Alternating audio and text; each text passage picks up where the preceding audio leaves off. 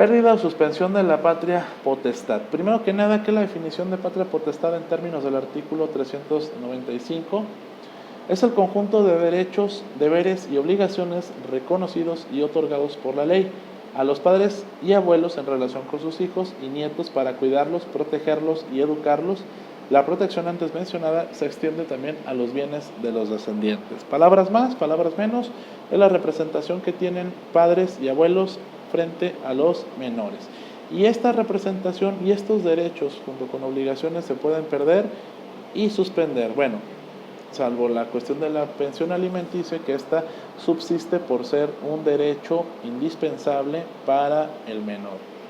Ahora, ¿cómo se pierde la patria potestad? Por resolución judicial, cuando es condenado 2 o más veces por delitos graves, cuando se atente la integridad física y mental del menor, cuando se abandonen los menores, falta de cumplimiento en la obligación de dar alimentos, importantísimo, alienación parental, que está dicha en unos términos sencillos, es cuando un padre pone en contra del otro padre al niño. Por ejemplo, si yo tengo un hijo y me toca a mí cuidarlo determinados días, sábado y domingo, y en esos 2 días yo aprovecho para decir, no, ¿sabes qué? Pues tu mamá es una persona muy mala, es una persona muy agresiva, no te quiere. Estás manipulando al menor de edad para que en cierta manera llegue a odiar a su madre, bueno, en este caso a su madre o al otro padre. Entonces, la alineación parental también hay que tomar en cuenta que sí es un poquito delicada y sobre todo es conflictiva de probar porque como tienen que obviamente darle vista al menor, pues el menor siempre va a estar en una situación incómoda en un tribunal. Y por la falta de convivencia injustificada, ¿sí? Aunque en un divorcio, por ejemplo, me fijan a mí fines de semana para convivir con el menor, pero yo hice caso omiso, entonces en esos casos yo puedo perder la patria potestad. También quien tenga la guardia y custodia niegue la convivencia con el otro progenitor, importantísimo, que esto se da de hecho bastante seguido en la práctica. La adopción de un menor de edad o por delito doloso cometido contra la persona respecto de quien se ejercen sus bienes. Estos son casos de pérdida y se suspende cuando hay discapacidad declarada judicialmente que impida temporalmente su ejercicio, a lo mejor alguna enfermedad mental, física, crónica, que sea obviamente de tipo temporal, se puede suspender la patria potestad. Una declaración de ausencia, que es cuando la persona no se tiene certeza de si está viva o si está muerta, y se declara ausente en determinado tiempo según la legislación civil, cuando hay sentencia condenatoria que imponga la pena y cuando sea excusa aprobada por el juez.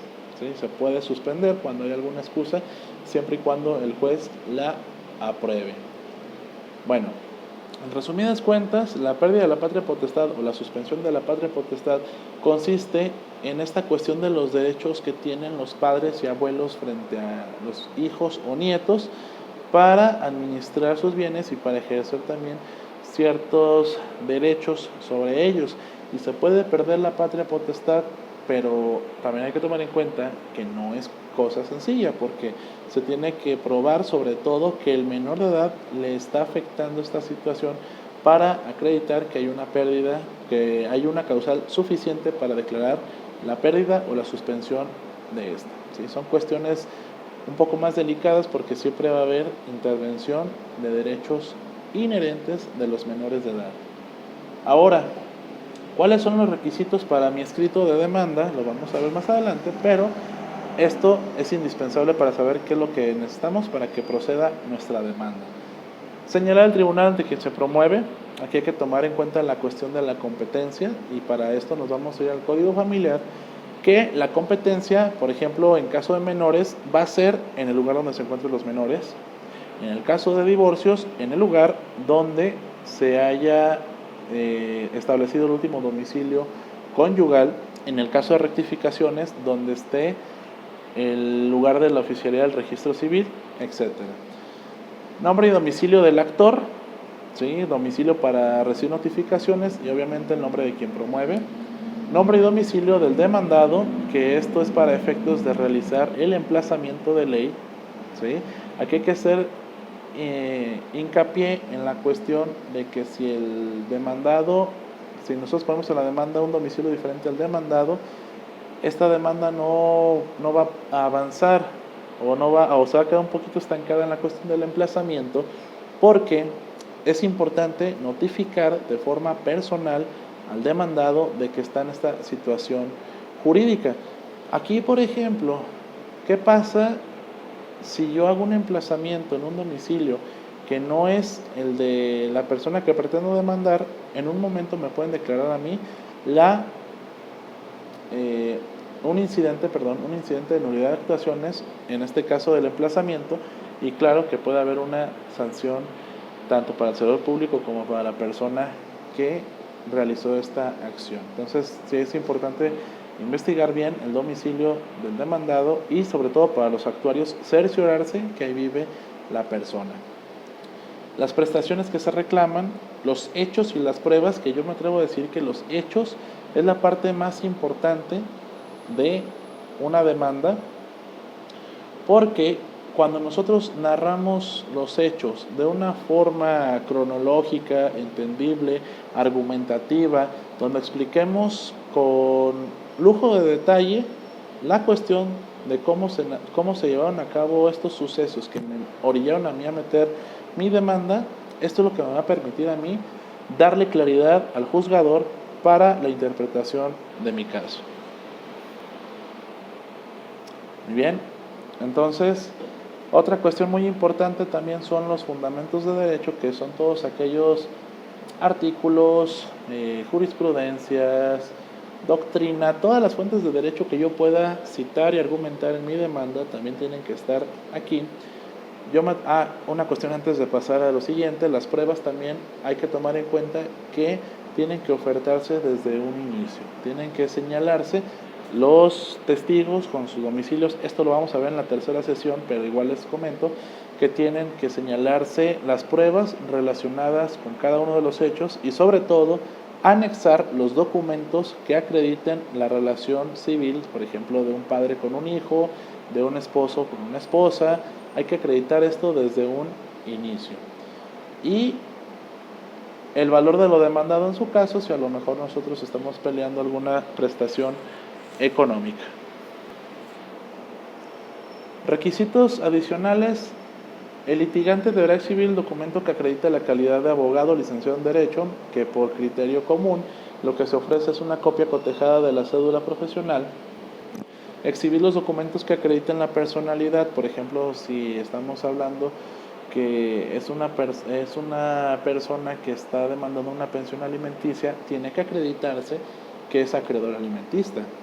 ¿Sí? Si es mayor de edad y va en representación de sus hijos, acreditar con documento idóneo que el deudor es el padre efectivamente de estos menores, o el padre o la madre. Ofrecer nombres y domicilios de los testigos y peritos, que esto también lo vamos a ver en la tercera sesión. Exhibir la propuesta de convenio en caso de divorcio, que ya lo vimos anteriormente. Ofrecer una garantía para la cuestión de alimentos, que repito puede ser prendaria, hipotecaria o de fianza. Y manifestar bajo protesta de decir verdad que no existen controversias conexas con menores, discapacitados o mayores de edad, que también ya lo mencionamos. La competencia del tribunal, en términos del artículo 793, todos los artículos que ustedes vean en las lecturas obviamente son del Código Familiar de Michoacán, nos dice que cuando son diferencias conyugales son en el domicilio de actor o del solicitante, cuando son alimentos y derechos de menor en el domicilio donde se encuentren obviamente esas personas, pérdida de la patria potestad, el domicilio de los menores, nulidad o rectificación de actas donde se encuentre el registro civil. Ahora, la contestación de la demanda. Se ajustará a los términos de la demanda ofreciendo sus pruebas, excepciones y argumentos, para lo cual se dará vista a la parte actora para que evacúe la vista en 3 días o dar contestación a la reconvención en caso de 9 días. Bueno, la contestación de la demanda funciona de la siguiente manera. En la parte final, de hecho, de su lectura aparece como una línea de tiempo de cómo se llevan a cabo estas etapas del procedimiento oral familiar, ordinario oral familiar, que ahorita lo vamos a ver, pero cuando se hace el emplazamiento de ley, cuando la persona recibe la demanda, se le emplaza en el juicio ordinario para que en un término de 9 días contados al día siguiente conteste su demanda. Una vez contestada la demanda, si la persona únicamente la contestó ofreciendo excepciones y demás, se le da el término de 3 días a la parte actora para que evacúe la vista, o sea, para que conteste, vale la expresión, para que conteste la contestación de la demanda. Si hay una reconvención que en términos coloquiales se le dice contrademandar, entonces se le da el mismo término que se le da al momento que se emplaza al demandado, que son también por 9 días. Después, cuando se cita la audiencia de mediación y conciliación en términos del artículo 17 constitucional, se obliga a los tribunales a promover la cuestión de las salidas, los medios alternativos de solución de conflictos. Lleva a decir las salidas alternas al proceso, pero bueno, eso es un medio alternativo, pero en materia penal.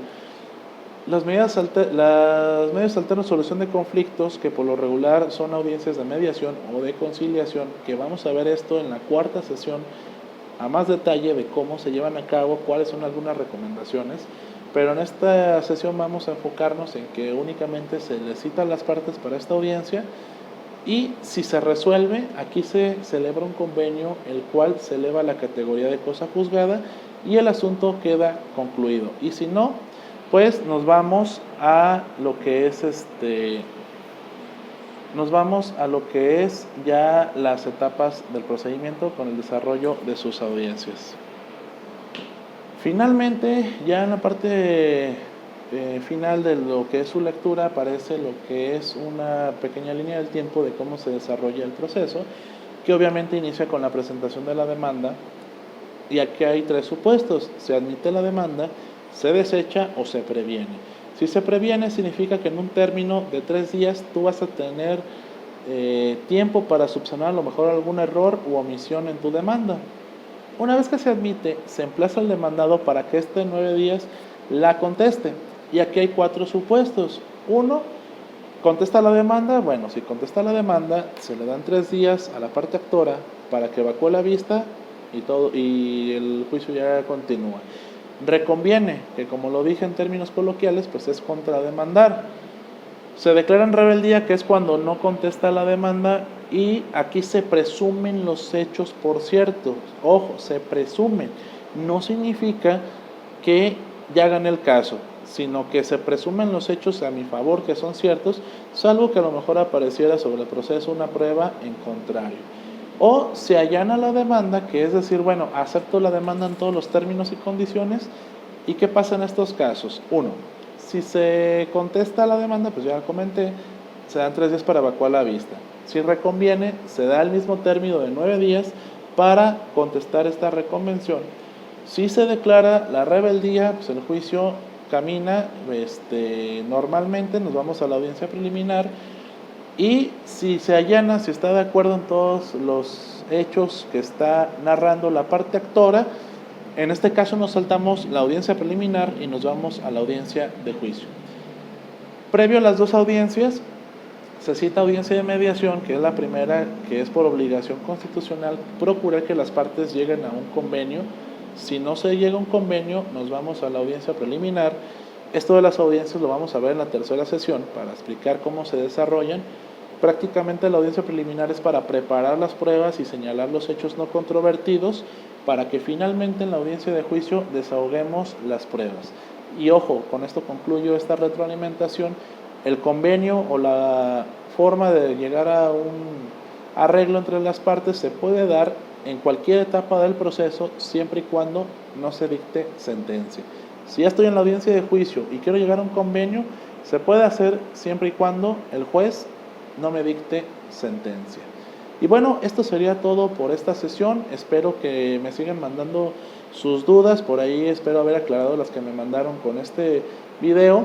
Igual los invito a que participemos en el grupo de Facebook. Para eso es, para estar retroalimentándonos, compartiendo, comentando y manifestando nuestras dudas. Me gustaría que tuvieran la confianza de hacerlo entre todos, porque, claro, entre todos podemos apoyarnos, podemos aprender de forma colaborativa, y sobre todo un servidor también va a tener una noción más clara de qué puntos a lo mejor no se están entendiendo o cuáles son de su interés.